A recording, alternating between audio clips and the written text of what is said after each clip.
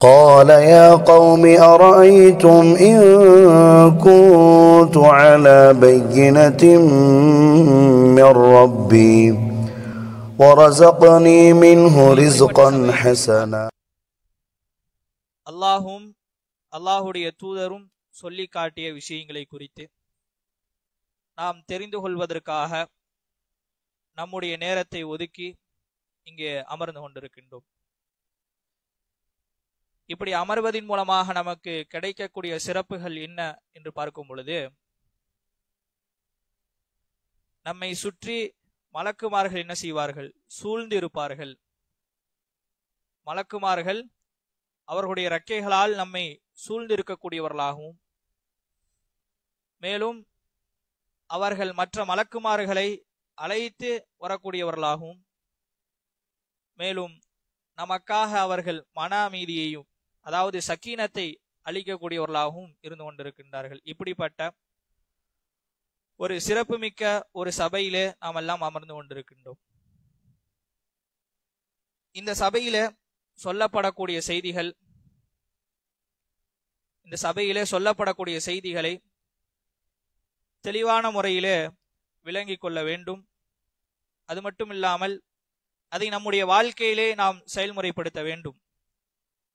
ஒரு சபையிலே நாம் கலந்து கொள்கின்றோம் என்று சொன்னால், அந்த சபையிலே கலந்து கொண்டு விட்டு அதை முடிந்ததற்கு பிறகு அப்படியே மறந்துவிட்டு செல்லக்கூடியவர்களாக இருக்கக்கூடாது. அல்லாஹ் திருமறையிலே சொல்லி காட்டும் பொழுது, ஃபதக்கிர், நபியே நீர் உபதேசம் செய்வீராக, ஃபஇன்ன ذிக்ரா தன்ஃபஉல் முஃமினீன், நிச்சயமாக அந்த உபதேசம் முஃமின்களுக்கு பலனளிக்கும் என்பதாக அல்லாஹ் சொல்லி காட்டுகின்றான். அப்ப நாம் முஃமின்களாக இருக்கின்றோம் என்று சொன்னால் கண்டிப்பாக நமக்கு பலன் அளிக்க வேண்டும். அது நம்முடைய வாழ்க்கையிலே செயல்முறைப்படுத்த வேண்டும். அப்பொழுதுதான் அந்த உபதேசங்கள் எல்லாம் நமக்கு பலன் அளிக்கக்கூடியதாக மாறும் என்பதை நம்முடைய உள்ளத்திலே முதலாவதாக ஆழமாக பதிய வைத்துக் கொள்ள வேண்டும். அன்பார்ந்த எல்லாம் அல்ல அல்லாஹ்வின் நல்லடியார்களே, இன்றைக்கு நாம் தெரிந்து கொள்வதற்காக தேர்வு செய்யப்பட்டிருக்கக்கூடிய தலைப்பு தொழுகாதவனின் நிலை. ஏனென்று சொன்னால், அந்த வேதனைகளையும் தண்டனைகளையும் குறித்து நாம் பார்க்கும் பொழுதுதான் அதை குறித்தான அச்சம் நம்முடைய உள்ளத்திலே ஏற்படும். அதன் மூலமாக நாம் செயல்முறைப்படுத்தக்கூடியவர்களாக மாறலாம். இந்த தொழுகையை பொறுத்தளவுக்கு மார்க்கம் நமக்கு கடமையாக்கி இருக்கின்றது. இந்த தொழுகைதான் மார்க்கத்தினுடைய இரண்டாவது தூணாக இருக்குது. அல்லாஹ்வின் தூதர் ரசூலுல்லாஹி ஸல்லல்லாஹு அலைஹி வஸல்லம் சொல்லி காட்டும் பொழுது, புனியல் இஸ்லாமு அலா ஹம்சின், இந்த மார்க்கம் 50 தூண்களின் மீது கட்டமைக்கப்பட்ட ஒன்றாக இருக்குது. அதிலே முதலாவதாக சொல்லி காட்டுகின்றார்கள், ஷஹாதத்து அல்லா இலாஹ இல்லல்லாஹ். ஷஹாதா அதாவது கலிமா, லா இலாஹ இல்லல்லாஹ் என்கின்ற ஒரு கலிமாவை ஒருவர் மொழிந்து விட்டால் அடுத்த கடமையாக இகாமிஸ் ஸலா, அவருக்கு தொழுகை கடமை என்பதாக அல்லாஹ்வின் தூதர் சொல்லி காட்டுகின்றார்கள். அதே போலத்தான் அல்லாஹ்வின் தூதர் முஆத் இப்னு ஜபல் ரலியல்லாஹு அவர்களை யமன் நாட்டிற்கு அனுப்பும் பொழுது ஒரு சில உபதேசங்களை சொல்கின்றார்கள். அந்த உபதேசங்கள் நமக்கெல்லாம் தெரியும். பல நேரங்கள்ல பல செய்திகள்ல நம்ம கேட்டிருக்கிறோம். என்ன உபதேசம் செஞ்சாங்க? என்ன உபதேசத்தை செஞ்சு அனுப்புனாங்க? யாராவது சொல்லுங்க பார்க்கலாம்.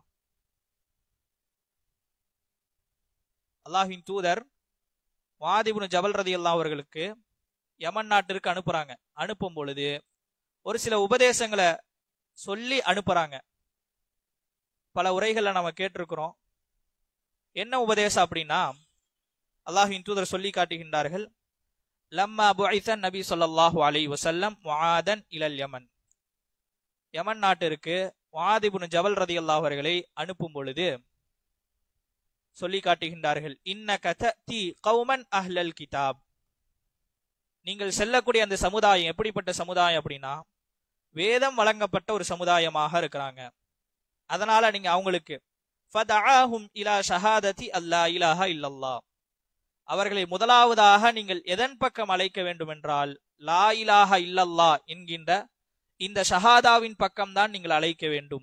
அப்படி அழைத்ததற்கு பிறகு ஃபைன் அதாஉ லிதாலிக், இதற்கு கட்டுப்பட்டு இதை அவர்கள் ஏற்றுக்கொண்டவர்களாக இருந்தாங்க அப்படின்னா இரண்டாவது கடமையாக சொல்லி காட்டுகின்றார்கள், கதி இஃப்தரதா அலைஹிம் ஹம்ஸ ஸலவாத், அவங்களுக்கு நீங்க சொல்லி கொடுங்க 5 நேர தொழுகை என்பது கடமையாக்கப்பட்ட ஒன்றாக இருக்குது, அதை நீங்க கண்டிப்பாக தொழுகணும் என்பதை அவர்களுக்கு நீங்கள் சொல்லுங்கள் என்பதாக நபிகள் நாயகம் ஸல்லல்லாஹு அலைஹி வஸல்லம் அவர்கள் என்ன செய்யறாங்க, உபதேசம் செஞ்சு அனுப்புறாங்க. அப்ப ஒரு மனிதன் இந்த மார்க்கத்தை ஏற்றுக்கொள்கின்றான் என்று சொன்னால் அடுத்ததாக அவனுக்கு கடமையாக்கப்படக்கூடியது இந்த தொழுகையாகத்தான் இருக்குது.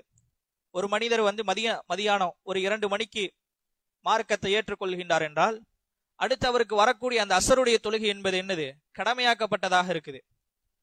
அந்த தொழுகை அவருக்கு கடமை, கண்டிப்பாக அவர் நிறைவேற்றி ஆக வேண்டும். அப்படி நிறைவேற்றாவிட்டால் அல்லாஹ் அதற்கான கேள்விகளை கேட்பான். அதற்கான கேள்விகளை அல்லாஹ் சுப்ஹானஹு வ தஆலா நாளை மறுமையிலே கேட்கக்கூடியவனாக இருந்து கொண்டிருக்கின்றான். இந்த அளவுக்கு இந்த தொழுகை முக்கியத்துவம் வாய்ந்த ஒன்றாகத்தான் இருக்குது. இந்த தொழுகை முக்கியத்துவம் வாய்ந்த ஒன்றாக இருக்குது. தொழுகையினுடைய முக்கியத்துவத்தை பல நேரங்கள்ல நாம தெரிஞ்சிருக்கிறோம், பல உரைகள்ல நாம கேட்டிருக்கிறோம். ஆனா இருந்தாலும் அந்த முக்கியத்துவம் நம்முடைய உள்ளத்துல பதியல. அதுதான் காரணமா இருக்குது. நாம் செயல்படாமல் இருப்பதற்கு மிக முக்கியமான காரணம் என்ன அப்படின்னா, நம்முடைய உள்ளத்துல பதியாம இருப்பதின் காரணமாகத்தான் அந்த தொழுகை நாம் சரியான முறையில பேணாதவர்களாக இருந்து கொண்டிருக்கின்றோம்.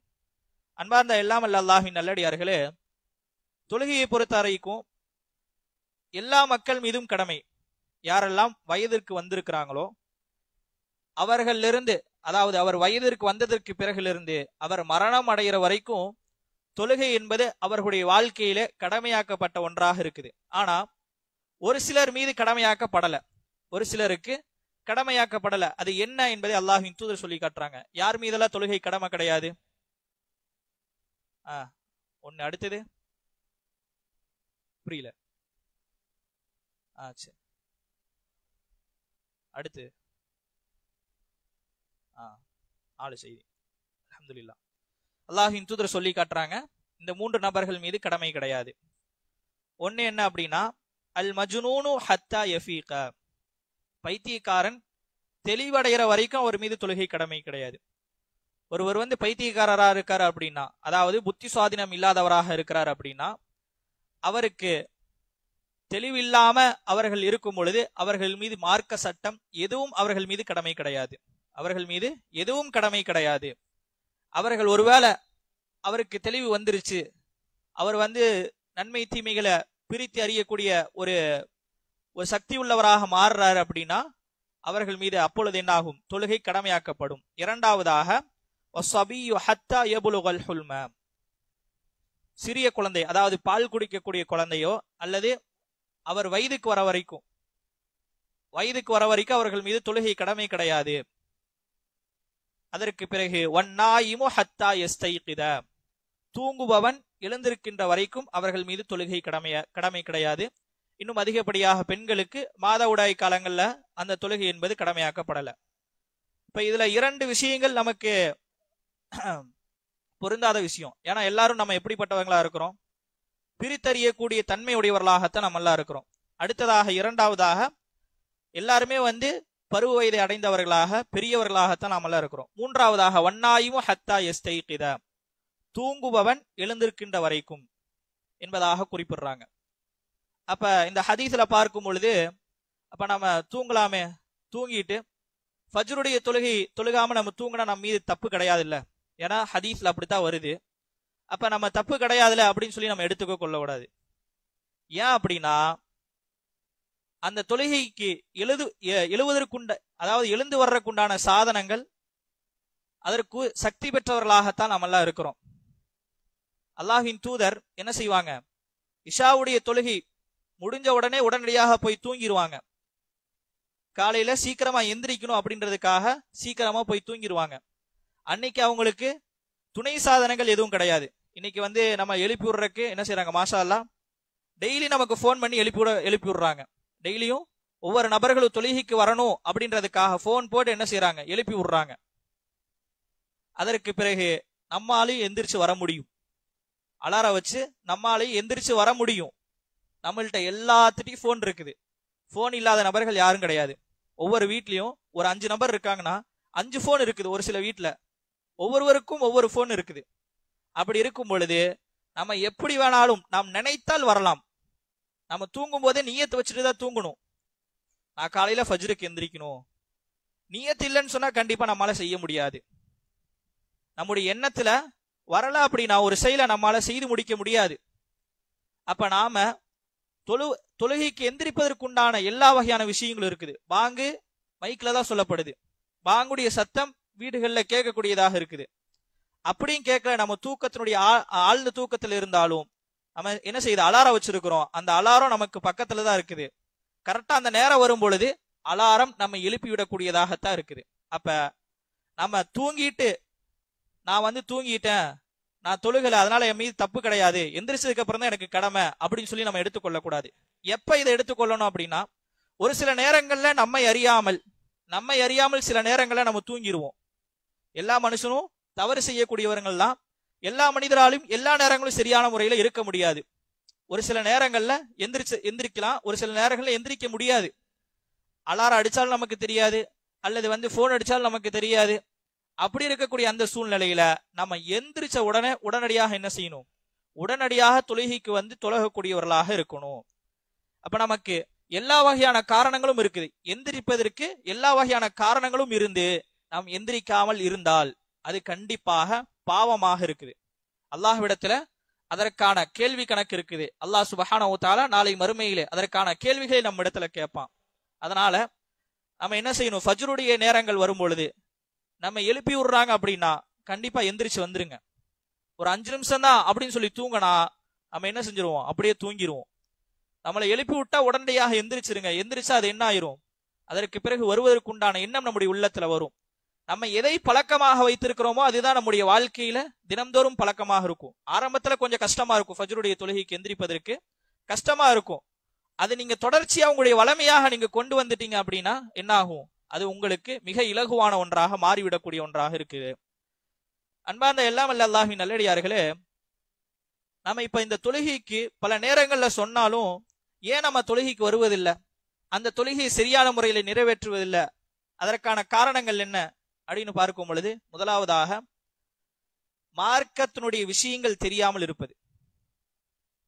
மார்க்கம் நமக்கு எதை சொல்லி தருகின்றதோ அதை நாம விளங்காமல் இருப்பதின் காரணமாகத்தான், மார்க்கத்தினுடைய அந்த கல்வியை நாம் தெரிந்து கொள்ளாதின் காரணமாகத்தான் அந்த தொழுகைக்கு வராமல் இருக்கிறோம். ஏன்னா அல்லாஹ் திருமறையில சொல்லி காட்டும் பொழுது, குல் ஹல் யஸ்தவில் லதீன யஅலமூன வல்லதீன லா யஅலமூன், அறிந்தவர்களும் அறியாதவர்களும் சமமாவார்களா என்பதாக அல்லாஹ் கேட்கிறான்.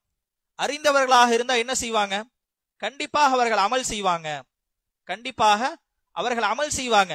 அறியாதவர்களாக இருந்தா அதை அப்படியே பொடுபோக்காக விட்டு கடந்து செல்லக்கூடியவங்களாக இருப்பாங்க. அப்ப நாம ஒரு செய்தியை தெரிஞ்சிட்டோம் அப்படின்னா நம்ம எப்படிப்பட்டவர்களாக மாறிடுவோம், அறிந்தவர்களாக மாறிடுவோம். அப்ப அந்த செய்தியை குறித்தான அறிவு நமக்கு இருக்கும். அப்ப நம்ம அதை செயல்முறைப்படுத்தணும். அப்பொழுதுதான் நம்ம எப்படிப்பட்டவர்களாக இருப்போம், அறிவுள்ளவர்களாக இருப்போம். அறிவில்லாதவர்கள் அப்படியே கடந்து போயிடுவாங்க. நம்ம அப்படி இருக்கக்கூடாது. மார்க்க விஷயங்கள் நமக்கு சொல்லப்படுகின்றது, அதை குறித்தான கல்வி வகுப்புகள் ஏற்படுத்தப்படுகின்றது என்றால் அந்த வாய்ப்புகளை நாம் பயன்படுத்திக் கொள்ள வேண்டும். அதன் மூலமாக நாம் பலன் பெறக்கூடியவர்களாக இருந்து கொண்டு இருக்க வேண்டும். அன்பார்ந்த எல்லாம் வல்ல அல்லாஹ்வின் நல்லடியார்களே, இந்த தொழுகையை குறித்து அல்லாஹ் சுப்ஹானஹு வ தஆலா திருமறையில கடுமையாக எச்சரிக்கை செய்துதான் சொல்லி காட்டுகின்றான். அல்லாஹ்வின் தூதரும் கடுமையாக எச்சரிக்கை செய்துதான் என்ன செய்கின்றார்கள், நமக்கு சொல்லுகின்றார்கள். அந்த அளவுக்கு முக்கியத்துவம் வாய்ந்த ஒன்று. ஏன்னா இந்த தொழுகையை பொறுத்த அளவுக்கு எப்படி கடமையாக்கப்பட்டுச்சு, இந்த தொழுகை எப்படி கடமையாக்கப்பட்டுச்சு, மற்ற எல்லா கடமைகளும் ஜிப்ரீல் அலைஹிஸ்ஸலாம் அவர்கள் என்ன செய்வாங்க, அல்லாஹ்வின் தூதருக்கு சொல்லிட்டு போவாங்க. ஆனா இந்த தொழுகை எப்படி கடமையாக்கப்பட்டுச்சு சொல்லுங்க. தொழுகை மியராஜ் பயணத்தின் போது கடமையாக்கப்பட்டுச்சு. அல்லாஹ்விடத்திலிருந்து நேரடியாக என்ன செஞ்சாங்க, நபிகள் நாயகம் ஸல்லல்லாஹு அலைஹி வஸல்லம் அவர்கள் இந்த கடமையை பெற்றுக்கொண்டு வந்தாங்க. அப்படி அந்த கடமையை பெற்றுக்கொண்டு வரும் பொழுது, ஒவ்வொரு வானங்களாக கடந்து வரும் பொழுது ஒவ்வொரு இறை தூதர்கள் என்ன சொன்னாங்க, உங்களுடைய சமுதாயம் இதை நிறைவேற்றாது. முதலாவதாக 50 நேர தொழுகை கடமையாக்கப்பட்டுச்சு.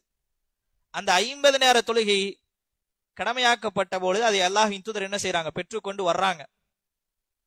அப்படி இருக்கக்கூடிய அந்த சமயத்துலதான் இறை தூதர்கள் ஒவ்வொரு வானத்திலும் இருக்கிறாங்க. அப்படி வரும்பொழுது உங்களுடைய சமுதாயம் அதை நிறைவேற்றாது, அதனால நீங்க அல்லாஹ்விடத்துல போய் என்ன செய்யுங்க, குறைத்து கொண்டு வாங்க அப்படின்னு சொல்றாங்க. அல்லாஹ்வின் தூதர் போறாங்க. போய் கடைசியாக இறுதியாக எவ்வளோ 5 நேர தொழுகையாக கடமையாக்கப்படுது. அந்த 5 நேர தொழுகை கடமையாக்கப்பட்டதற்கு பிறகு மீண்டும் வந்து சொல்றாங்க. அப்ப சொல்றாங்க அல்லாஹ்வின் தூதர், நான் அல்லாஹ்விடத்திலே போய் இதைவிட மிகவும் குறைவாக கேட்பதற்கு நான் வெட்கப்படுறேன் அப்படின்னு சொல்லிட்டு அல்லாஹ்வின் தூதர் என்ன செய்யறாங்க, வந்துடுறாங்க.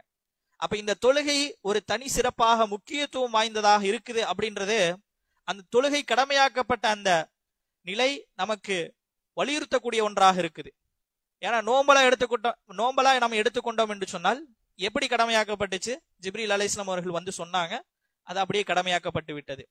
மற்ற வணக்க வழிபாடுகளும் அப்படித்தான். ஆனா தொழுகை அப்படி கிடையாது. தொழுகை அல்லாஹோடு நேரடியாக நபிகள் நாயகம் ஸல்லல்லாஹு அலைஹி வஸல்லம் அவர்கள் சென்று என்ன செஞ்சாங்க, கடமையாக்கப்பட்ட செய்தியை நம்மால பார்க்க முடிகின்றது. இப்படிப்பட்ட இந்த தொழுகை நம்ம விட்டுட்டோம் அப்படின்னா அல்லாஹ் சுப்ஹானஹு வ தஆலா திருமறையிலே கடுமையாக எச்சரிக்கை செய்கிறான். முதலாவதாக நாம் தொழுகையை தொழுகணும். அந்த தொழுகை எப்படிப்பட்டதாக இருக்கணும்னா இரையச்சம் உள்ள தொழுகையாக இருக்கணும். அப்படி இரையச்சம் இல்லாத தொழுகையாக ஏனோ தானன் வந்து தொழுதாலும் அந்த தொழுகையும் நமக்கு அல்லாஹு தஆலா என்ன செய்கின்றான், எச்சரிக்கை செய்கின்றான். தொழுகாமல் இருந்தாலும் அல்லாஹ் எச்சரிக்கை செய்கின்றான். நம்ம தொழுதா நமக்கு பயனுள்ள தொழுகையாக மாறணும், அது இரையச்சம் உள்ள தொழுகையாக மாறணும். அப்படி இல்லைன்னா கண்டிப்பாக அந்த தொழுகை அல்லாஹ்விடத்தில் ஏற்றுக்கொள்ளப்படாது. தொழுகாமல் இருந்தாலும் அதற்கான தண்டனை இருக்கின்றது. அல்லாஹு தஆலா திருமறையிலே சூரத்து மரியமுடைய 59வது வசனத்திலே சொல்லி காட்டுகின்றான், ஃபஹலஃப மின் பஅதிஹிம் கல்ஃபுன் அதாஉஸ் ஸலா. அவர்களுக்கு பின்னால் வந்தவர்கள் எப்படிப்பட்டவர்களாக இருந்தாங்க அப்படின்னா அதாஉஸ் ஸலா, தொழுகையை பால்படுத்தக்கூடியவர்களாக இருந்தாங்க. அப்படி யார் தொழுகையை பால்படுத்தினாங்களோ வத்தபஉஷ் ஷஹவாத், அவர்கள் மனோ இச்சையை பின்பற்றக்கூடியவர்களாக இருப்பாங்க. அடுத்ததாக அல்லாஹ் சொல்லி காட்டுகின்றான், ஃபஸௌஃப யல்கௌன கய்யா, அவர்கள் கையா என்கின்ற ஒரு இடத்தில் இருப்பார்கள் என்பதாக அல்லாஹு தஆலா திருமறையிலே சொல்லி காட்டுகின்றான். இப்ப இந்த வசனத்தில் அல்லாஹ் 3 வகையான விஷயங்களை சொல்றான். முதலாவதாக அதாஉஸ் ஸலா, இரண்டாவதாக வத்தபஉஷ் ஷஹவாத், அடுத்து கையா என்கின்ற இந்த 3 விஷயத்தை அல்லாஹ் சொல்றான். அதாஉஸ் ஸலானா என்னது, தொழுகையில நம்ம பாராமுகமாக தொழுகிறது, சோம்பலாக தொழுவது, அதையும் எடுத்துக்கொள்ளலாம். தொழுகைக்கு வராமல் நம்ம அந்த தொழுகையை புறக்கணித்தவர்களாக இருந்தாலும் அதையும் நாம் எடுத்துக்கொள்ளலாம். 2 வகையான விஷயங்களும் உள்ளடங்கும். அப்படி யார் இருக்காங்களோ அவங்க எப்படிப்பட்டவங்கன்னா அவங்க எப்பொழுதுமே தன்னுடைய மனோ இச்சையின் அடிப்படையில் தான் செயல்படக்கூடியவங்களாக இருப்பாங்க. அவங்களுடைய மனசு என்ன சொல்லுதோ அதைத்தான் அவர்கள் கேட்பாங்க. எவ்வளவுதான் குர்ஆன் வசனங்கள் எவ்வளவோ ஹதீஸ்களை சொன்னாலும் அதையெல்லாம் அவங்க ஏற்றுக்கொள்ள மாட்டாங்க. அது அவங்களுடைய மனசுல பதியாது. ஏன்னா அவங்களுடைய மனசு எந்த அடிப்படையில் இருக்குன்னா அவங்களுடைய மனசு என்ன சொல்லுதோ, அவங்களுடைய மனோ இச்சை என்ன சொல்லுதோ அதைத்தான் அவர்கள் பின்பற்றுவார்கள்.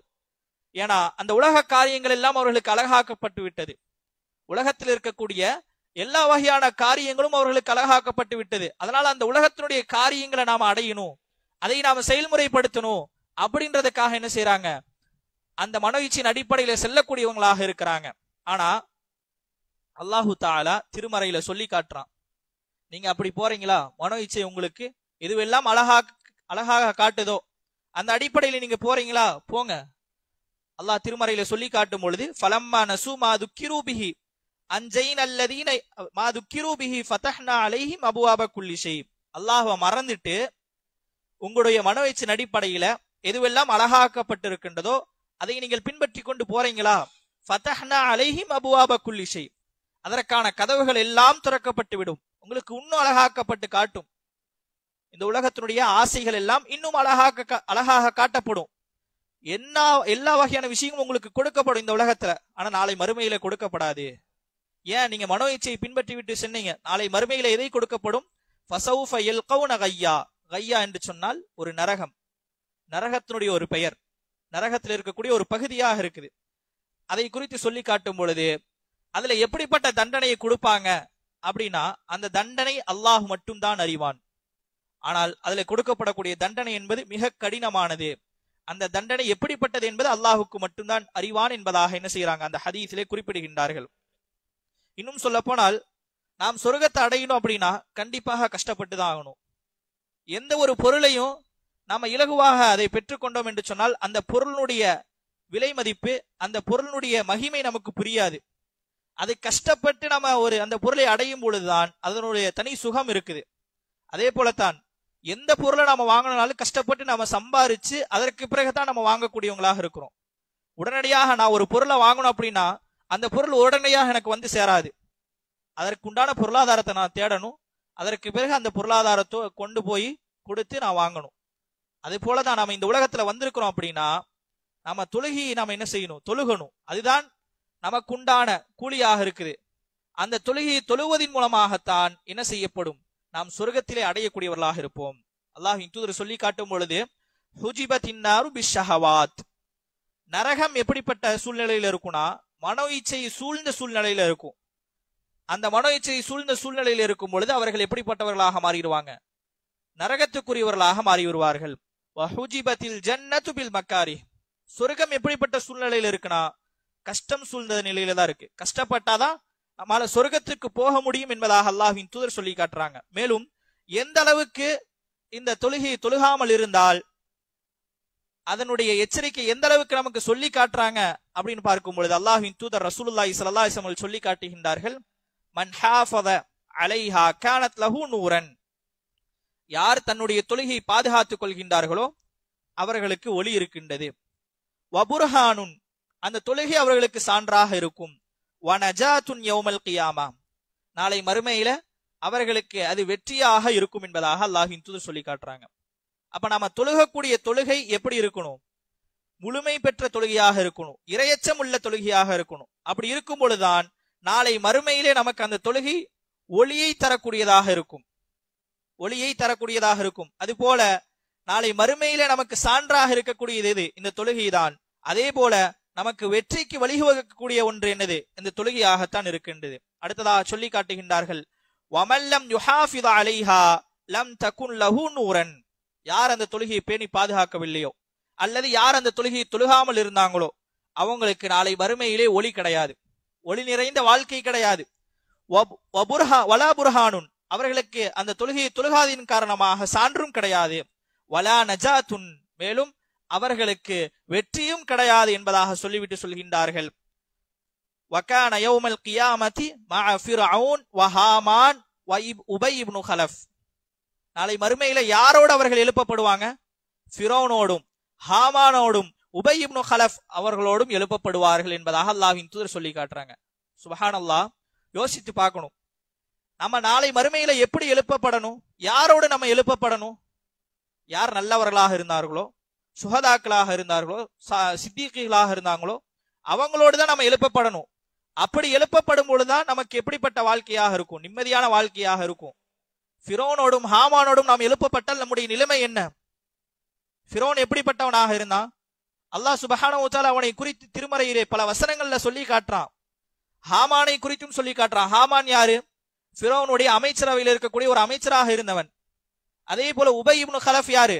நபிகள் நாயகம் ஸல்லல்லாஹு அலைஹி வஸல்லம் உடைய காலத்துல அவர்களுக்கு அதிகமாக தொந்தரவு கொடுத்தவன், நபிகள் நாயகம் ஸல்லல்லாஹு அலைஹி வஸல்லம் அவர்களுக்கு எதிரியாக இருந்தவன் யார்? இவன். இவர்களோடெல்லாம் நாம் எழுப்பப்பட்டோம் என்று சொன்னால் நம்முடைய நிலைமை எப்படிப்பட்டதாக இருக்கும்? அல்லாஹ் அதை விட்டு நம்மை பாதுகாக்கணும். அல்லாஹ் சுப்ஹானஹு வ தஆலா அதையெல்லாம் விட்டு நம்மை பாதுகாக்கணும். அவர்களோடு நம்ம எழுப்பப்படக்கூடாது. அவர்களோடு நம்ம எழுப்பப்பட்டால் நமக்கு எந்த பலனும் கிடையாது, எந்த பயனும் கிடையாது. அவர்களோடு எழுப்பப்படாமல் நாளை மறுமையிலே அல்லாஹ் சுப்ஹானஹு வ தஆலா நமக்கு எப்படிப்பட்ட பாக்கியத்தை தரணும் அப்படின்னா நல்லவர்களோடு நாம் எழுப்பப்படக்கூடிய பாக்கியத்தை அல்லாஹ் சுப்ஹானஹு வ தஆலா நமக்கு தர வேண்டும். அன்பார்ந்த எல்லாம் அல்ல அல்லாஹ்வின் நல்லடியார்களே, ஏனென்று சொன்னால் நாளை மறுமையினுடைய நிலைமை எப்படி இருக்கும்னா, இன்னைக்கு நம்ம எதை சேகரிக்கிறோமோ அதுதான் நமக்கு நாளை கை கொடுக்கக்கூடியதாக இருக்கும். நம்ம எந்த குடும்பத்தை நேசித்தோமோ, எந்த பிள்ளைகளை நேசித்தோமோ அந்த பிள்ளைகள் எல்லாம் நாளைக்கு நமக்கு என்ன செய்ய மாட்டாங்க? மறுமையில வந்து கை கொடுக்க மாட்டாங்க. ஏன்னா நாளை மறுமையிலே மனிதன் அவருடைய நிலையை யோசித்துக் கொண்டு போவாங்க. ஃபைதா ஜாஅத்தி ஸாஹா, அந்த சூர் ஊதப்பட்டு விட்டது என்று சொன்னால் யௌம யஃபிருல் மர்உ மின் அஹி, அந்த நாள்ல என்ன செய்யப்படும்? ஒரு சகோதரன் தன்னுடைய சகோதரனை விட்டு விரண்டு ஓடுவான். ஒரு தாய் தன்னுடைய மகனை விட்டு விரண்டு ஓடுவாள். ஒரு தந்தை தன்னுடைய மகனை விட்டு விரண்டு ஓடுவார்கள். ஒரு மனைவி அவனுடைய கணவனை விட்டு விரண்டு ஓடக்கூடியவங்களாக இருப்பாங்க. யாரும் நாளைக்கு நமக்கு கை கொடுக்க மாட்டாங்க. நமக்கு கை கொடுப்பது என்னது? நாம் எதை சேகரித்து வைத்தோமோ, நாம் எதை நல்ல அமல்களாக வைத்திருந்தோமோ அதுதான் நமக்கு கை கொடுக்கக்கூடிய ஒன்றாக இருந்து கொண்டிருக்கின்றது. அன்பார்ந்த எல்லாம் அல்ல அல்லாஹ்வின் நல்லடியார்களே, இன்றைக்கு நாமெல்லாம் என்ன செஞ்சிட்டோம்? ஃபஜ்ருடைய தொழுகைக்கு நாமெல்லாம் வந்துட்டோம். ஃபஜ்ருடைய தொழுகைக்கு நாமெல்லாம் வந்துட்டோம். மன் ஸல்ல சுப்ஹ ஃபஹுவ ஃபீ திம்மத்தில்லாஹ், யார் ஃபஜ்ருடைய தொழுகையை தொழுகிறாங்களோ அவர்கள் அல்லாஹுடைய பாதுகாப்புல இருப்பாங்க என்பதாக அல்லாஹ்வின் தூதர் சொல்லி காட்டுறாங்க. இப்ப அந்த பாதுகாப்பை நம்மெல்லாம் அடைஞ்சிட்டோம். ஆனா நம்முடைய வீட்டுல இருக்கக்கூடியவங்க அந்த பாதுகாப்பை அடைஞ்சாங்களா? இப்ப இத்தனை நபர்கள் வந்திருக்கீங்க. இப்போ உங்களுடைய வீட்டுல உங்களுடைய மனைவிமார்களை யாரெல்லாம் எழுப்பி விட்டு வந்தீங்க? உங்களுடைய பிள்ளைகளை தொழுவதற்காக யாரெல்லாம் எழுப்பி விட்டு வந்தீங்க? அதுல மிக குறைவாகத்தான் இருக்கும்னு நினைக்கிறேன். அன்பார்ந்தவர்களே, இது மிகப்பெரிய கை சேதம். இப்படி இருக்கக்கூடாது. நீங்க மட்டும் தொழுதா போதுமானது கிடையாது. நீங்க மட்டும் சொர்க்கத்துக்கு போனா போதுமானது கிடையாது. உங்களுடைய பிள்ளைகளும் சொர்க்கத்துக்கு போகணும். உங்களுடைய மனைவியும் என்ன செய்யணும்? சொர்க்கத்துக்கு போகணும். அப்படிப்பட்ட சூழ்நிலையை உருவாக்குங்க. ஏன்னா நபிகள் நாயகம் ஸல்லல்லாஹு அலைஹி வஸல்லம் அவர்கள் வஅன்திர் அஷீரத்தக்கல் அக்ரபீன், உங்களுடைய குடும்பத்தாருக்கு அச்சமூட்டி எச்சரிக்கை செய்யுங்கள் என்பதாக அல்லாஹ்வின் தூதர் சொன்னாங்க. அல்லாஹ்வின் தூதருக்கு அல்லாஹ் தஆலா என்ன செய்கின்றான்? வசனத்தை இறக்குறான். இப்ப அல்லாஹ்வின் தூதர் என்ன செஞ்சாங்க? உடனடியாக தன்னுடைய சொந்தக்காரர்கள் யாரெல்லாம் இருக்கிறாங்களோ, தன்னுடைய குடும்பத்தார்களாக யாரெல்லாம் இருக்கிறாங்களோ, ஒவ்வொரு குலத்தினுடைய பெயரையும் குறிப்பிட்டு, ஒவ்வொரு குடும்பத்தினுடைய பெயரையும் குறிப்பிட்டு அல்லாஹ்வின் தூதர் அழைத்தாங்க. எதற்காக? அவங்க நரகத்துக்கு போகக்கூடாது, அவங்க சொர்க்கத்திற்கு வாரிசுதாரர்களாக மாறணும் அப்படின்றதுக்காக அல்லாஹ்வின் தூதர் என்ன செஞ்சாங்க? லா இலாஹ இல்லல்லாஹ்வை எடுத்து சொன்னாங்க. அல்லாஹ் திருமறையிலே சொல்லி காட்டுகின்றான், யா அய்யுஹல்லதீன ஆமனு கு அன்ஃபுஸக்கும் வ அஹ்லீக்கும் நாரா, ஈமான் கொண்டவர்களே, உங்களையும் உங்களுடைய குடும்பத்தாரையும் நரக நெருப்பிலிருந்து பாதுகாத்துக் கொள்ளுங்கள் என்பதாக அல்லாஹு தஆலா சொல்லி காட்டுகின்றான். இப்ப நான் மட்டும் அந்த நரக நெருப்பில் பாதுகாத்தால் போதுமானது கிடையாது. உங்களுடைய பிள்ளைகளும் அந்த நரக நெருப்பை விட்டு பாதுகாக்க வேண்டும். உங்களுடைய மனைவியும் அந்த நரக நெருப்பை விட்டு பாதுகாக்கக்கூடியவர்களாக இருக்கணும். நீங்க வரும்பொழுது என்ன செய்யணும்? நீங்க ஃபஜ்ருடைய தொழுகைக்கு எந்திரிச்சிட்டீங்க அப்படின்னா உங்களுடைய குடும்பத்தார்களை எல்லாத்தையும் எழுப்பி விடுங்க. அவங்களும் தொழுகட்டும், அவங்களும் நன்மையை செய்யட்டும். தொழுகாட்டி நீங்க உங்களுடைய வீட்டுல கண்டிக்கக்கூடியவர்களாக இருங்க, அவர்களை கண்டிக்கக்கூடியவர்களாக இருங்க. உங்களுடைய பிள்ளைகளை தொழுகலையா, அந்த பிள்ளைகளை கண்டியுங்க.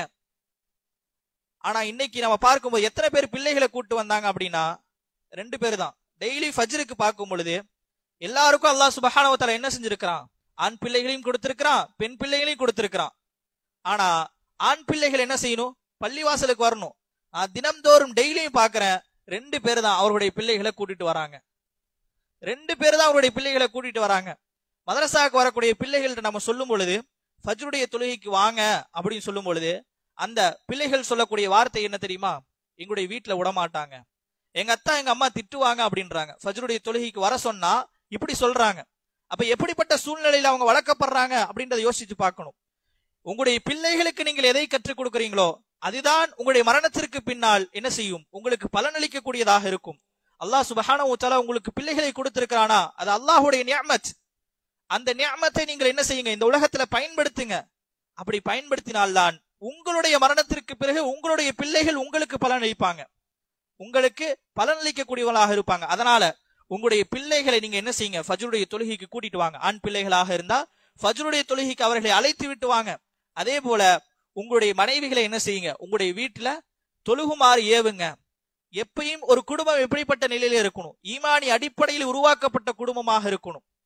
தொழுகை நல்ல அமல்கள் செய்யக்கூடிய ஒரு குடும்பமாக இருக்கணும். அப்படிப்பட்ட குடும்பமாக நம்முடைய குடும்பங்கள் இருக்கணும். அவர்களுக்கும் இந்த தொழுகை நீங்கள் எடுத்து சொல்லுங்கள். அவர்களும் தொழுகக்கூடியவர்களாக இருக்கணும். அப்படி தொழுகல அப்படின்னா அல்லாஹ் சுப்ஹானஹு வ தஆலா என்ன தெரியுமா செய்வான்? நாளை மறுமையிலே நரகத்திலே போடுவான். எப்படிப்பட்ட நரகம்? இந்த தொழுகையாளிகள் தொழுகாமல் இருந்ததற்காகவே அல்லாஹ் சுப்ஹானஹு வ தஆலா ஒரு நரகத்தை தயார் செஞ்சிருக்கிறான். என்ன நரகம்? என்ன நரகம்? சக்கர். யாரு தொழுகலையோ அவர்களுக்காகவே என்ன செய்யப்பட்டிருக்கின்றது? அந்த சக்கர் என்கின்ற அந்த நரகம் தயார் செய்யப்பட்டிருக்கின்றது. அல்லாஹு தஆலா திருமறையிலே சொல்லி காட்டும் பொழுது, மா சலக்கக்கும் ஃபீ சக்கர், இந்த நரகத்துக்கு நீங்க ஏன் வந்தீங்க அப்படின்னு சொல்லி கேட்கும் பொழுது அவங்க சொல்லுவாங்க, காலு லம் நகு மினல் முஸல்லீன், நாங்க தொழுகல அதனாலதான் வந்துட்டோம் அப்படின்னு சொல்லுவாங்க. அந்த சக்கருடைய நரகம் எப்படி இருக்கும் அப்படின்னா, எந்த மனிதரும் அந்த நரகத்துல போடப்பட்டால் அந்த நரகம் விட்டு விடாது. அவர்களுடைய உடலை முழுவதும் கருக்கிவிடும். அவருடைய உடலை முழுவதும் கருக்கிவிட்டு மீண்டும் என்ன செய்யப்படும்? அந்த உடம்பு புதுமைப்படுத்தப்பட்ட தோல் வரும், மீண்டும் என்ன செய்யப்படும்? அந்த உடலை கருக்கக்கூடியதாக இருக்கும். லா துபுகி வலா சதர், யாரையும் விட்டு வைக்காது. அந்த நரகத்துல போட்டா யாரையும் அந்த நரகம் விட்டு வைக்காது என்பதாகத்தான் அல்லாஹு தஆலா திருமறையிலே சொல்லி காட்டுகின்றான். அந்த அளவுக்கு மிகவும் ஒரு வலியுறுத்தப்பட்ட ஒன்றுதான் இந்த தொழுகை. தொழுகல அப்படின்னா நமக்கு எப்படிப்பட்ட தண்டனைகளை எல்லாம் அல்லாஹ்வின் தூதர் சொல்லி காட்டுறாங்க. ஒண்ணு, நாளை மறுமையில யாரோட எழுப்பப்படுவாங்க? ஃபிரௌன், ஹாமான், உபை இப்னு கலஃப், இந்த 3 கெட்டவர்களோடும் எழுப்பப்படுவார்கள். அதே போல தொழுகையின அடுத்த தண்டனை என்ன சொல்றாங்க? சக்கர் என்கின்ற நரகம். அந்த நரகத்திற்கு நாம செல்லக்கூடாது, நாமும் செல்லக்கூடாது, நம்முடைய குடும்பத்தார்களும் என்ன செய்யக்கூடாது, அந்த நரகத்துக்கு போகக்கூடாது. அப்ப அந்த தொழுகையை நாம் பேணக்கூடியவர்களாக இருக்கணும். ஏன்னா நாளை மறுமையில முதலாவதாக கேள்வி எதை பற்றி கேட்கப்படும்? தொழுகை குறித்து தான். அவ்வலு மா யுஹாஸபு அலைஹில் அப்து ஸலா. நாளை மறுமையிலே முதல் கேள்வி இந்த தொழுகை குறித்து தான் கேட்கப்படும். ஃபைன் ஸலஹ்த ஃபகத் அஃப்லஹ வ அன்ஜஹ. அப்படி அவங்க தொழுதுட்டாங்க அப்படின்னா ஃபகத் அஃப்லஹ, அவர்கள் வெற்றியடைந்து விட்டார்கள், வ அன்ஜஹ, அவர்கள் வெற்றியடைந்து விட்டார்கள். வ இதா ஃபஸதத், அப்படி அவங்க தொழுகல அப்படின்னா ஃபகத் காப வ ஹஸர, அவர்கள் நஷ்டவாளிகளாக மாறிவிட்டார்கள், அவர்கள் தோல்வி அடைந்து விட்டார்கள் என்பதாகத்தான் அல்லாஹு தஆலா, அல்லாஹ்வின் தூதர் ரசூலுல்லாஹி ஸல்லல்லாஹு அலைஹி வஸல்லம் சொல்லி காட்டுறாங்க. அப்ப நம்ம என்ன செய்யணும்? இதற்கு பிறகு இந்த வகுப்புல நம்ம கலந்து கொண்டுட்டோம், இதுல நம்ம சொல்லப்பட்ட செய்திகள் எல்லாம் நம்ம கேட்டுட்டோம். இதற்கு பிறகு நம்முடைய வாழ்க்கையில் என்ன செய்யணும்? மாற்றங்கள் வரணும். அல்லாஹு தஆலா திருமறையிலே சொல்லி காட்டும் பொழுது, இன்னல்லாஹ லா யுகையிரு மா பிகௌமின், எந்த ஒரு சமுதாயம் அவர்களுடைய நிலையை மாற்றிக்கொள்ளலையோ அல்லாஹ் அவருடைய நிலையை மாற்ற மாட்டான். இப்ப நாம் நம்முடைய நிலைமையை நாம் மாற்றிக்கொண்டால் தான் அல்லாஹ் சுப்ஹானஹு வ தஆலா நம்முடைய நிலைமையை மாற்றுவான்.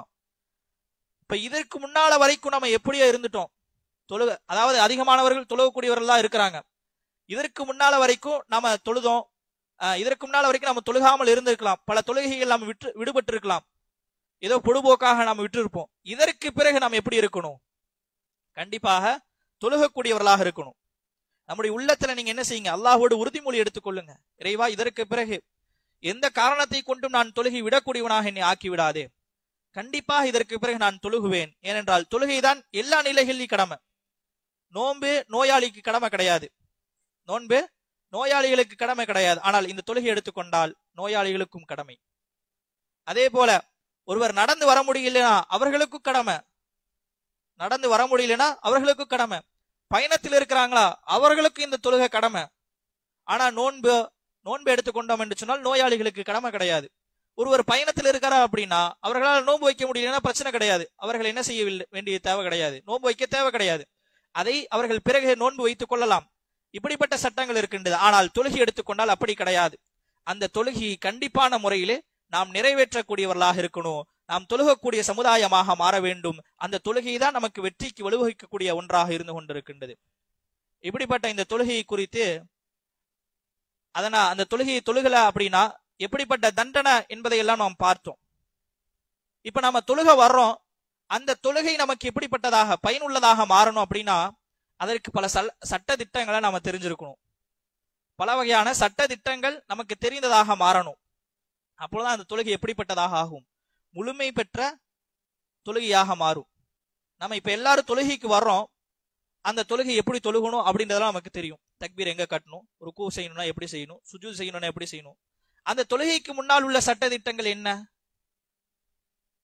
தொழுகைக்கு முன்னால பல சட்ட திட்டங்கள் இருக்குது. தொழுகையினுடைய நிபந்தனைகள், தொழுகையினுடைய ருக்கூன்கள், தொழுகையினுடைய சுன்னத்துகள், வாஜிபாத்துகள் என இப்படி பல வகையான நிபந்தனை, பல வகையான விஷயங்கள் என்ன செய்யப்பட்டிருக்கின்றது, சொல்லப்பட்டிருக்குது. அதையெல்லாம் நாம் பேணி தொழுகும் பொழுதுதான் நம்முடைய தொழுகை என்ன செய்யும்? முழுமையடைந்த தொழுகையாக மாறக்கூடிய ஒன்றாகத்தான் இருந்து கொண்டிருக்கின்றது. அதனால அதை குறித்தான ஒரு சில விஷயங்கள் நம்ம பார்க்கணும். அந்த தொழுகை குறித்தான விஷயங்களை நம்ம முதல்ல பார்க்கணும். அந்த சட்ட திட்டங்கள்லாம் என்ன, நம்ம எப்படி தொழுகணும் அப்படின்றது நாம் தெரிந்து கொண்டால்தான் நம்முடைய தொழுகை முழுமை பெற்றதாக மாறும். முதலாவதாக நம்ம தொழுகக்கூடிய அந்த நம்ம தொழுகைன்னு சொல்றோம், அந்த தொழுகைக்குண்டான வரைவிலக்கணம் என்ன? தொழுகைனா என்ன சொல்லுங்க.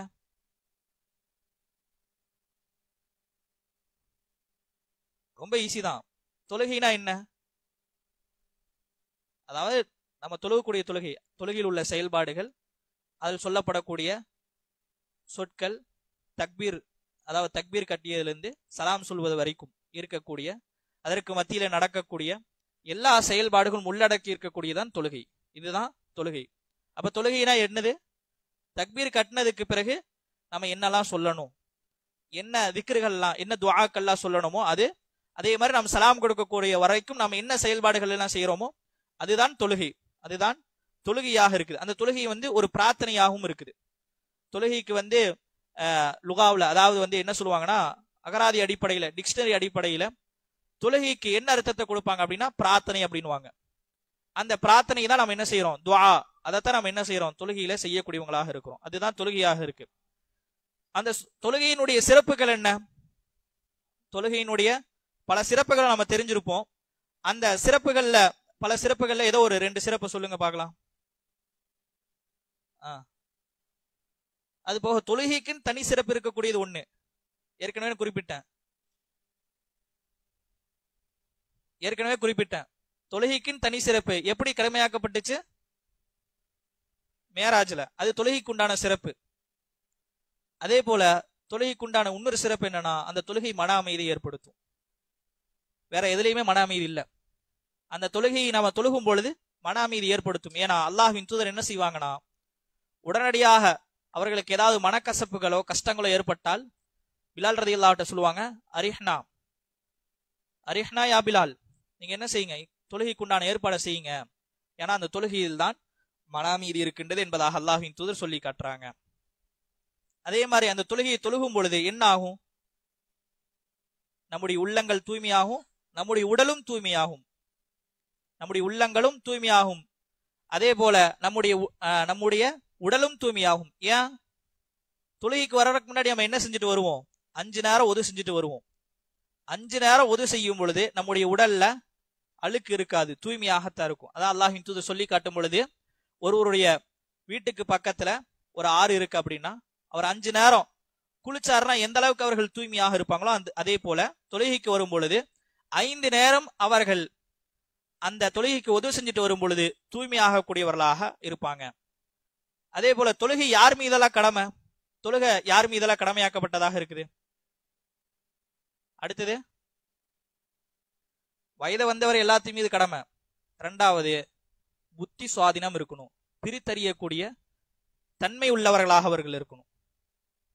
இந்த 2 தன்மை யாரிடத்துல இருக்குதோ கண்டிப்பாக அவர்கள் மீது தொழுகை கடமையாக்கப்பட்டதாக இருக்குது. யார் மீதெல்லாம் கடமை இல்ல? ஏற்கனவே சொன்னேன், 3 விஷயங்கள் சொன்னேன். அடுத்து தூங்குறவங்க, மாதவிடை, அடுத்தது குழந்தை பருவ வயது அடைகிற வரைக்கும். இந்த 3 பேர்த்து தவிர மற்ற எல்லாரும் மீதும் தொழுகை என்பது கடமையாக்கப்பட்ட ஒன்றாகத்தான் இருக்குது. அதே போலத்தான் தொழுகைக்கு முன்னால ஒரு சில நிபந்தனைகள் இருக்குது. தொழுகைக்கு முன்னால ஒரு சில நிபந்தனைகளை நம்ம பேண வேண்டியது அவசியமாக இருக்குது. அப்போதான் அந்த தொழுகை எப்படிப்பட்டதாக மாறும்? முழுமையான தொழுகையாக மாறும். அதுக்கு தான் ஷுரூத்து ஸலா அப்படின்னு சொல்லுவாங்க, தொழுகையினுடைய நிபந்தனைகள். தொழுகைக்கு எத்தனை நிபந்தனைகள் இருக்குது? யாராவது படிச்சிருக்கீங்களா? தொழுகைக்கு நிபந்தனைகள் என்பது இருக்குது, 9 நிபந்தனைகள். அந்த 9 நிபந்தனைகளும் அது தொழுகைக்கு முன்னால் இருக்கக்கூடியது. அந்த 9 நிபந்தனைகளும் தொழுகைக்கு முன்னால நம்ம பேணி அதற்கு பிறகு நாம தொழுகைக்கு வரும்பொழுதுதான் அந்த தொழுகை முழுமை பெற்றதாக இருக்கும். அந்த 9 நிபந்தனைகள் என்ன அப்படின்னா, முதலாவதாக அல் இஸ்லாம். ஒருவர் தொழுகிறார் அப்படின்னா அவர் முஸ்லீமாக இருக்கணும்.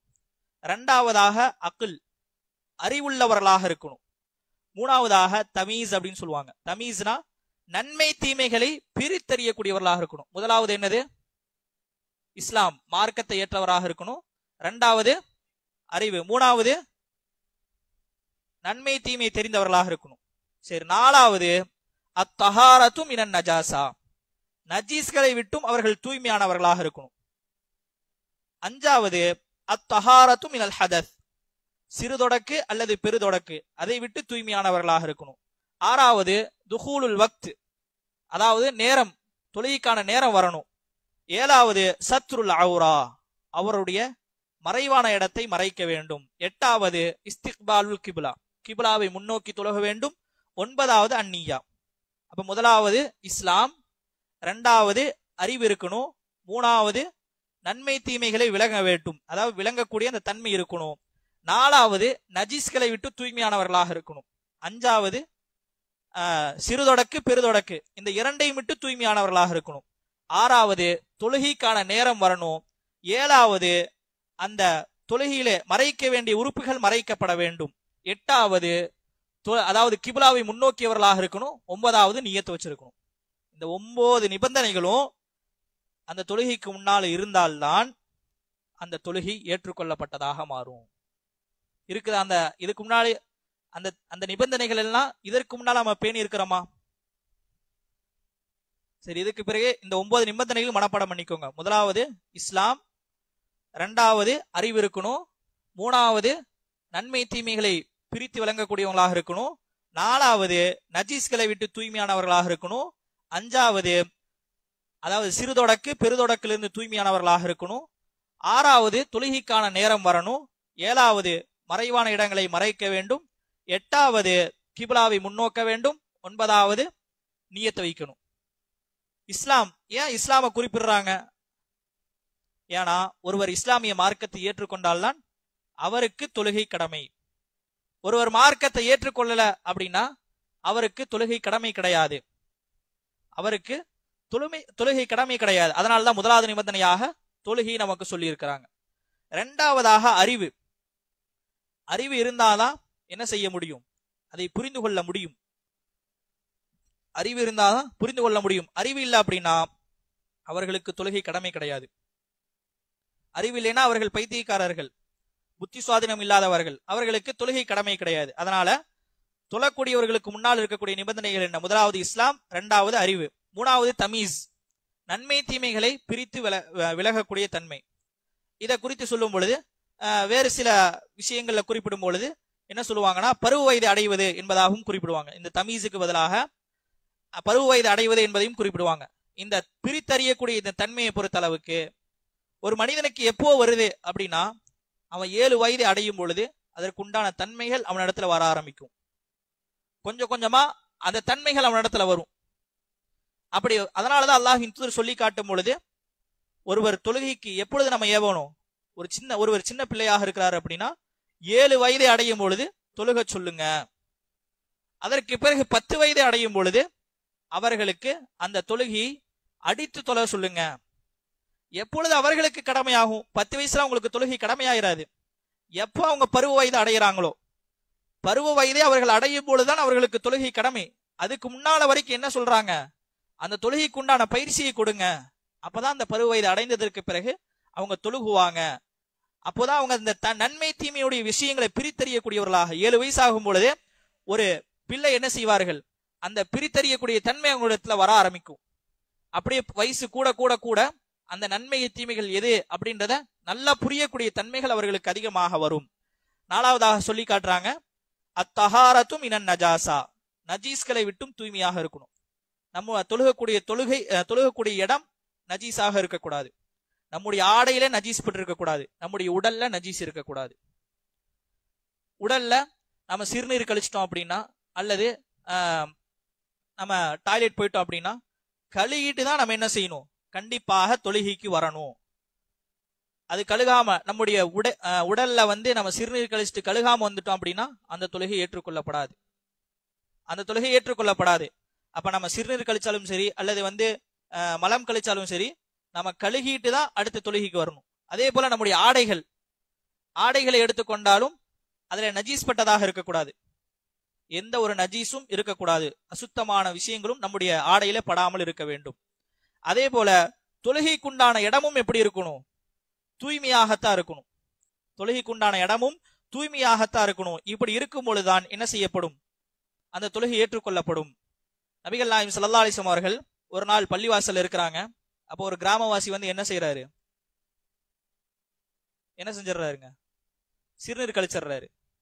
அப்ப சிறுநீர் கழிச்ச உடனே அல்லாஹ்வின் தூதர் என்ன செஞ்சாங்க? தண்ணி எடுத்து ஊத்தல, மணலை போட்டு மூடிட்டு அந்த இடத்த சுத்தம் பண்ணிடுறாங்க.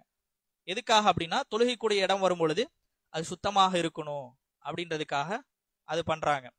அதே போலதான் நம்முடைய ஆடைகளும் தூய்மையாக இருக்கணும். அல்லாஹ் திருமறையில சொல்லி காட்டும் பொழுது வசியாபக ஃபதஹிர், உங்களுடைய ஆடைகளை நீங்கள் தூய்மைப்படுத்திக் கொள்ளுங்கள் என்பதாக அல்லாஹ்வின் தூதர் சொல்லி காட்டுறாங்க. அடுத்து 5வதாக தஹாரத்து மினல் ஹதஸ், சிறுதொடக்கு பெருதொடக்கு. பெருதொடக்குனா என்னது? பெருதொடக்கு அப்படின்னு சொன்னோம்னா ஆண்களாக இருந்தால் அவர்களுக்கு இந்திரியம் வெளிப்படும். அப்படி இந்திரியம் வெளிப்பட்டு விட்டது என்றால் கண்டிப்பாக அவர்கள் கடமையான குளிப்பை குளிக்கணும். கடமையான குளிப்பு அது எப்படி குளிக்கணும்?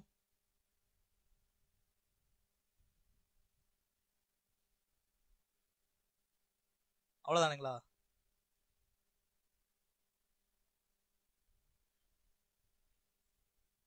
அவ்வளவுதானா? அப்படி பண்ணக்கூடாது. கடமையான குளிப்பு எப்படி குளிக்கணும்னா, ஃபர்ஸ்ட் நம்முடைய லெஃப்ட் கையை கழுகிக்கணும். கழுகிட்டு நம்முடைய அந்த உறுப்பு இருக்கு தெரியுமா, மர்ம உறுப்புல அந்த இந்திரியம் எங்கெல்லாம் பட்டிருக்கோ அது ஃபுல்லா நம்ம கழுகணும்.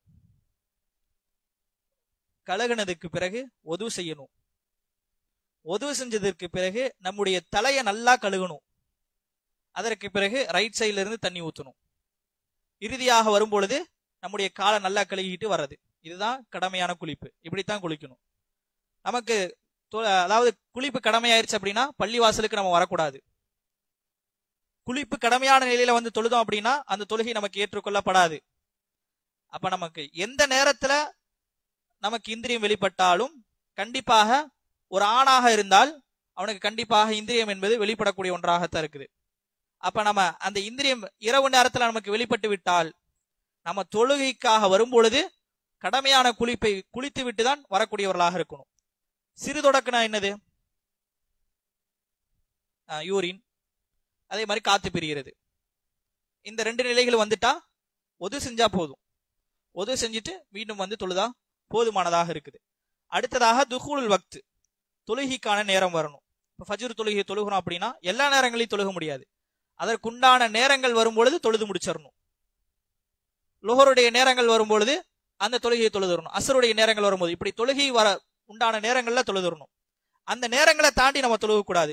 அதாவது தொழுகையினுடைய நேரம் ஆரம்பித்து விட்டது என்று சொன்னால் அந்த நேரம் முடியறக்குள்ள நம்ம என்ன செஞ்சிடணும், அந்த தொழுகையை முடித்துக் கொள்ளக்கூடியவர்களாக தொழுது கொள்ளக்கூடியவர்களாக இருக்கணும். அடுத்ததாக சத்ருல் அவுரா, அவுரத்தை மறைக்க வேண்டும். ஆண்களுக்கு எதிலிருந்து மறைவிடமாக இருக்குது? தொப்புல இருந்து கண்டிப்பாக நம்ம மறைச்சு ஆகணும். இன்னைக்கு நமக்கு ஆடை இருக்கு, ஆடை அணிவதற்குண்டான எல்லா வசதிகளும் இருக்குது. நம்ம என்ன செஞ்சுக்கணும், ஃபுல்லா மறைச்சுக்கிறது சிறந்தது. அன்னைக்கு சஹாபாக்களுடைய காலத்துல ஒரே ஒரு ஆடை மட்டும்தான் இருக்கும், கீழாடைகள் மட்டும்தான். ஒரு சில சஹாபிகள் இடத்துல கீழாடைகள் மட்டும்தான் இருக்கும். இப்ப அவங்க எல்லாம் என்ன செஞ்சாங்க, அந்த அவுரத்தை மறைச்சிட்டு, அவங்களுக்கு மேலாடை கூட ஒரு சில நேரங்கள்ல இருக்காது. அப்ப அவங்களுடைய அந்த மறைவிடங்களை மறைச்சிட்டு வந்து தொழக்கூடியவர்களாக இருப்பாங்க. அப்படி தொழுவும் பொழுது நம்முடைய அந்த மறைவிடம் வெளிப்படக்கூடியதாக இருந்தது அப்படின்னா அந்த தொழுகை ஏற்றுக்கொள்ளப்படாது. கிழிஞ்ச ஆடைகளை அதனாலதான் அணியக்கூடாது. சரிங்களா? அதனால நம்ம என்ன செய்யணும், நம்முடைய அந்த அவுரத்தை மறைக்கக்கூடியவர்களாக இருக்கணும். அடுத்ததாக கிபுலாவை முன்னோக்கி தொழுகணும். கிபுலாவை முன்னோக்கி தொழுதால் தான் நம்முடைய தொழுகை கடமையாக்கப்படும். 9வதாக நியத், கண்டிப்பாக நியத் வச்சிருக்கணும். ஏன்னா நம்ம அவசரத்துல வருவோம், ஒது செஞ்சிருவோம், அப்படியே வந்து தொழுதுருவோம். பல நேரங்களில் நியத்தை வைக்கிறத மறந்துருவோம். அதனால அந்த நியத்தை நம்ம கண்டிப்பாக வைக்கணும். அப்போதான் என்னாகும், அந்த தொழுகை ஏற்றுக்கொள்ளப்படக்கூடிய ஒன்றாக இருக்குது. இதுவெல்லாம் தொழுகைக்குண்டான நிபந்தனைகளாக இருக்குது. இன்ஷா அல்லாஹ் இதற்கு பிறகு இந்த வாய்ப்புகள் அமைந்தால் தொழுகைக்குண்டான முழுமையான எல்லா வகையான சட்டங்களும் வரக்கூடிய காலங்களை நம்ம என்ன செய்யலாம், தொழுகையில எதுவெல்லாம் ருக்குனாக இருக்குது, தொழுகையில எதுவெல்லாம் வாஜிபு, தொழுகை எப்படி தொழுகணும் அப்படின்றத இன்ஷா அல்லாஹ் வரக்கூடிய காலங்கள்ல அந்த குறித்தான சட்ட திட்டங்களை நம்ம பார்ப்போம். இப்ப இதுவரைக்கும் பார்த்ததுல கண்டிப்பாக உங்களுடைய மனசுல பதிய வச்சுக்கோங்க, இந்த நிபந்தனைகள் என்பது மிக முக்கியம். அதே போல தொழுகையும் நமக்கு மிக முக்கியம். ஏனென்றால் அந்த உபதேசத்தை நம்ம கேட்டுட்டோம் அப்படின்னா அது நமக்கு பலனளிக்கக்கூடியதாக இருக்கணும். நமக்கும் பலனளிக்கணும், நம்முடைய குடும்பத்தார்களுக்கும் பலனளிக்கணும். அந்த தொழுகையின் மூலமாக அல்லாஹ் சுப்ஹானஹு வ தஆலா நம் அனைவரையும் வெற்றியாளராக ஆக்குவானாக என்ற பிரார்த்தனையோடு என்னுடைய இந்த உரையை முடித்துக் கொள்கின்றேன். வாஹிரு தவானா அல்ஹம்துலில்லாஹி ரப்பில் ஆலமீன். சுப்ஹானக்கல்லாஹும்ம வ பிஹம்திக அஷ்ஹது அல்லா இலாஹா இல்லா அன்த அஸ்தக்ஃபிருக வ அத்தூபு இலைக். வஸ்ஸலாமு அலைக்கும் வரஹ்மத்துல்லாஹி வ பரகாத்துஹு.